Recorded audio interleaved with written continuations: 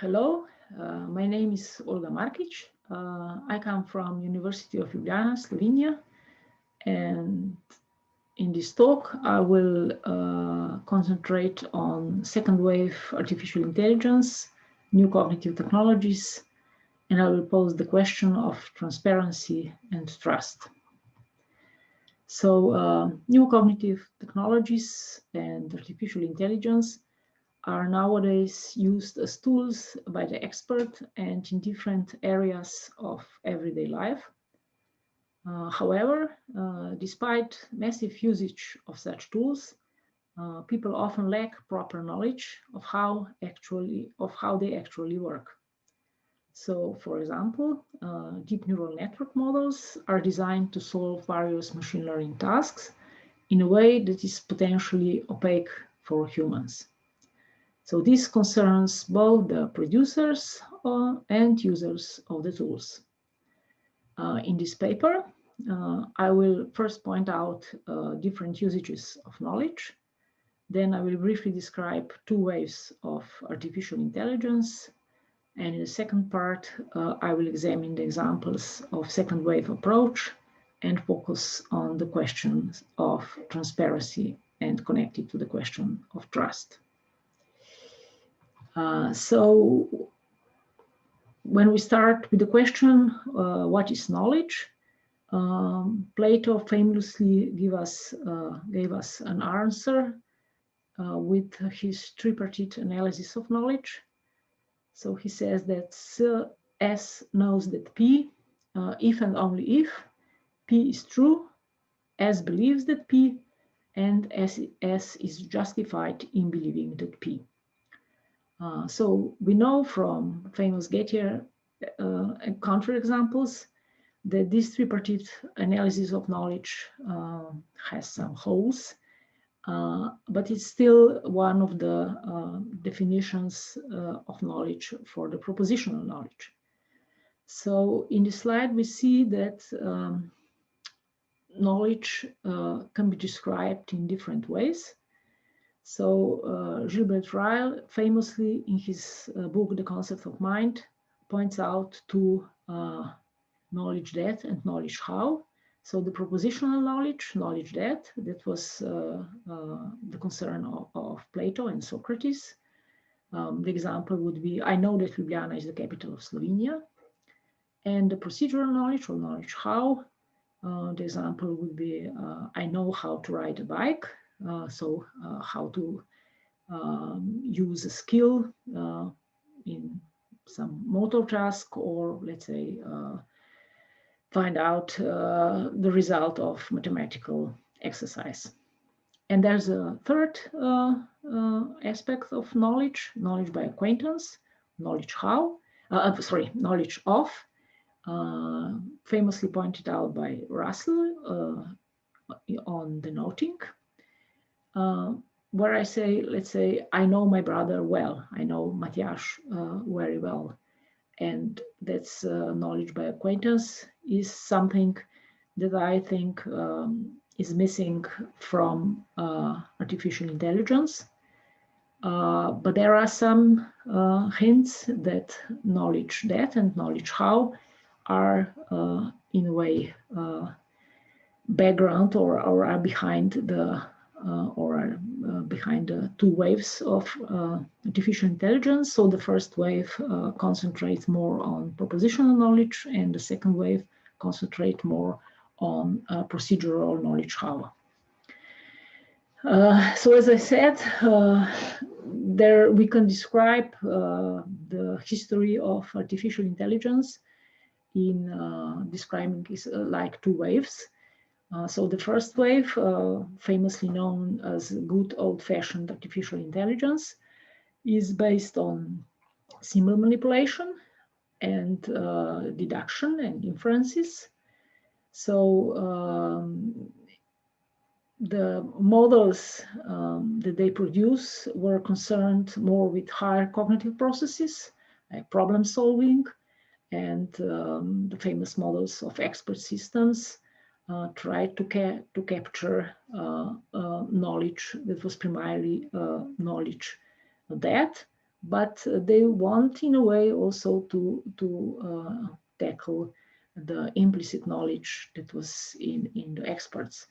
The first wave, symbol manipulation, according to the rules, was highly criticized or severely criticized by American philosopher Hubert Dreyfus in his book What Computers Can't Do, a critique of artificial reason.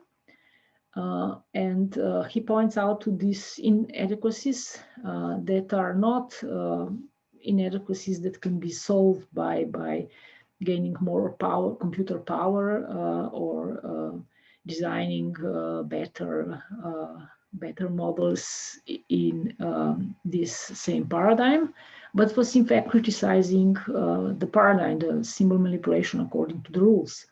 And one of the challenges was a so-called frame problem. So the problem that these models were not able to find out solutions in open space in different everyday situations. So the second wave that is most famously associated with machine learning was in contrast based on non-conceptual logic, knowledge, on induction and learning. And it is using machine learning, a neural networks approach to modeling. This approach is using statistical pattern matching over large data sets. And these data sets that computer scientists are using for learning process play an important role in the behavior of the model. So here we have induction and generalization. And in first wave, we have more or less deduction and inferences. So this second wave models an approach is much better or is based on pattern recognition. So examples, very successful examples that we all know about are, let's say, face and voice recognition or even recognition of intentions. But we have to be careful in not over-interpret what these models really can do. So we can ask ourselves, are these models really recognizing faces? Or are these recognitions just mappings between images of faces and names or other informations associated with the people that the faces are faces of? So we humans often really know the reference of the names. So we recognize that the picture is a picture of the person they name and so forth. So, but the system can be used by us. So the system, let's say the neural network, can be used by us really to recognize who the pictures are a picture of, but we are the ones who recognize them. The system just correlates these two information. So the second wave is now very, I mean, the models from the second wave are very popular. They solve a lot of tasks that the first wave was impossible, that for first wave was impossible. But there are some questions about transparency of the second wave that I think that are quite crucial for evaluating the second wave. So I will examine two examples and focus on this question of transparency, and then later connect it to the question of trust. So it is nowadays very well known that these models may be inherently biased. So There are examples, and the most famous example maybe is the example of COMPASS, the Correctional Offender Management Profiling for Alternative Sanctions. That is an algorithm that predicts risk scores for pretrial release, reoffense, and violent reoffense of criminals that has been used in New York, Wisconsin, California, Florida, and other areas of the United States. So in 2016, ProPublica, the independent nonprofit investigative journalism newsroom, has shown that the program was biased against colored people. So we have to stress that the program was not explicitly racist, but it was somehow implicitly biased and was, we can say that it is not enough that we not see, let's say, the color and be explicitly racist, but we must still recognize the bias and then actively work to mitigate any bias, to act with true equality. So the most crucial pieces of the quality of the data and ensuring that the bias has been controlled for and quantifying with statistic, we have to better understand our path forward equality, and to better understand this path of equality, we must also better understand these biases. So it is not that it is explicitly stated, but it is done by using data, proxy data that were in fact implicitly biased. So these kind of biases are not something that is only that we can see in this kind of models. It is in fact we are human beings that are biased, as was discovered by famously by psychologists Kahneman and Tversky.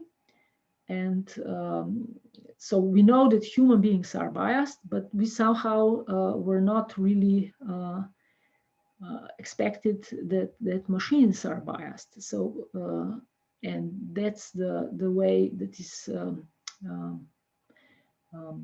could be let's say dangerous, because we can overlook implicit biases in this kind of models. So we know that it is because of the data that are used, and it is again we people that are feeding these models the data. But if we then trust these models and do not know how how data were processed and which data were taken, we don't have transparent methods to evaluate this kind of models. Another famous examples are adversarial attacks. So these adversarial examples are inputs to machine learning model that are intentionally crafted to force the model to make a mistake. So here is an example of this kind of adversarial attack. And researchers say that the existence of such examples can be found in nearly every type of machine learning model. So with kind of small data manipulations, researchers can fool the targeted model. An example that we see is example from the work of Samuel Finelson and his colleagues, and he or they executed successful adversarial attacks against 3 otherwise highly accurate medical image classifiers. I will just comment on the first one. So on the left, you have the original image of a benign mole, and this image is correctly classified as benign. And in center, they show the random noise. But in fact, it was not it was not really random noise, because it was carefully calculated perturbation. And then on the right side, because of that perturbation, and even if this perturbation was very small, and visually imperceptible for human beings, it fools the model into classifying the mole as malignant with high, nearly 100% of confidence. So the authors emphasized that this adversarial noise added to the image is not random. So it has nearly zero probability of occurring by chance. But such adversarial examples reflect that even the machine models are not inaccurate per se. They can, and there are otherwise effective models, they are susceptible to manipulation by inputs explicitly designed to fool them. So because this process is not seen by the outsiders, it is very difficult to trust such models. So because they are not transparent in this way. So we can pose a question of trust.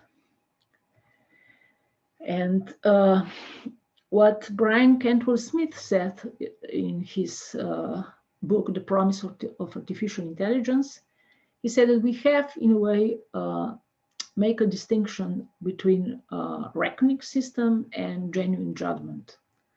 So he said that we can learn how to use artificial intelligence systems to show that the reckoning task in which they excel, and not for the task beyond their capacity. So in a way, he stressed that we have to strengthen rather than weaken our commitment to judgment, dispassion, ethics, and the world. So we see that in a way, we pose this question of trust, and that there's this genuine intelligence requires making us a judgment. It means that whenever information is combined from different sources and circumstances, we have somehow to find out how these various data are registered, how they are registered, how they register the world, how they can be soundly assessed, and what is required to in order to integrate these different perspectives in a way that it is accountable to the same world, to the same underlying world. So giving a more mundane and everyday expression, we just need reflective critical skills that we humans possess, but that cannot be or cannot arise from the second wave techniques. So we cannot delegate all the work to these second wave models. We as human beings, we still the responsibility and reflective criticism is still on our sides. So Cantwell-Smith says that if you are to trust the deliberations of AI systems need to be genuinely intelligent in order to be able to take responsibility for the adequacy of the abstractive ontologies in terms of which they register the world. So otherwise, we should use them only in situations where we are prepared to take epistemic and ontological responsibility for every registration scheme, every inferential step, and every piece of data they use along the way. So it is us, human beings, that we are really responsible for for this data that are fed in the systems. So another quote from him is commitment to the world that is constitutes the knower as a knower. So the systems we currently use do not need that commitment because we have it and it is we who use them, but therein they fail to be genuinely intelligent.